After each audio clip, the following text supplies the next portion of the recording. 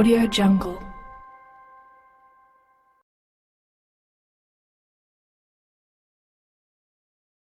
How to make these deep raised panels just with basic tools on the router table. This is the effect I'm after. I've got thick applied mouldings that stand proud of the actual face of the door. But first I'm going to joint some boards to make the bottom panels out of, and then cut these really deep raised panel effects just using the router table with normal cutters and a jig. Jointing the boards for the bottom two panels, planed them all good and flat and sawn down the mating faces square and straight. I'm going to be jointing them with loose tongues, so I need a groove down that mating face.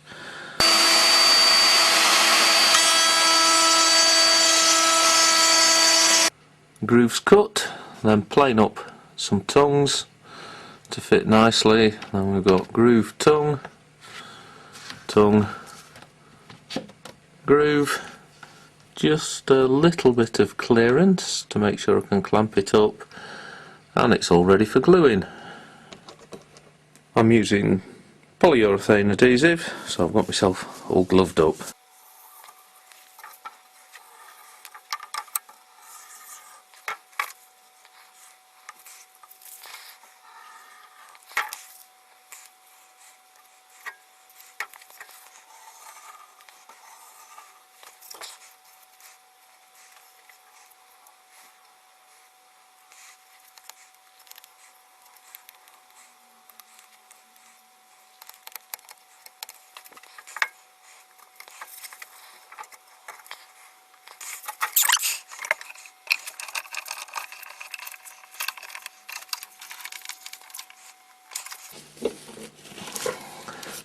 Looks good and tight. It's just squidged a nice little line of glue out. With the boards glued up, I've smoothed the faces off, and then I've cut them down on the table saw so they're nice and square into the frame, with about 2mm clearance around it, just in case of any expansion in the future.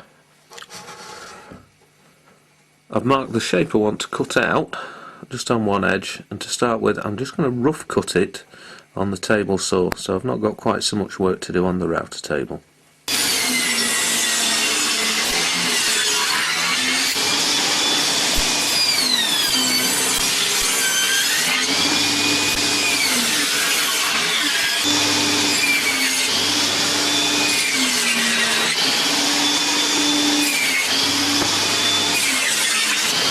That leaves us with two panels, most of the material removed. Using a straight bit, the first part of the routering is to clean these faces up so they're accurate.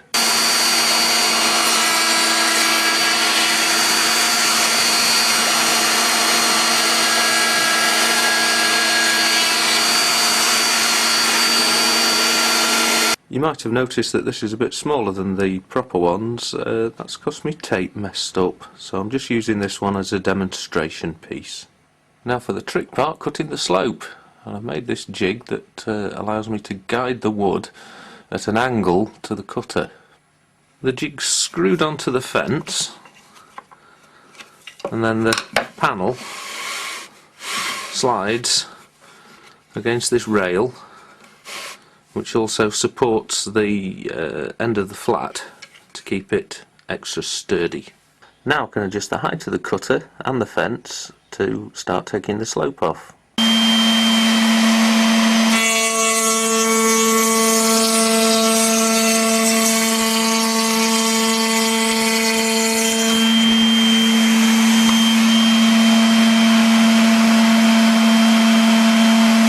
After we've roughed out most of the material, it's time to start getting accurate. We need the edge of the cutter to come just up to where the slope meets the flat. With the same cutter height, I'll take it up the slope, up to there, leaving that little bit of step in. That's it, nearly done. The step's got a little bit of an angle on it, so I've just got to trim that back without the jig on the router table, and then just a little light sanding to get rid of any slight tram lines that's left on there. Now to make these custom mould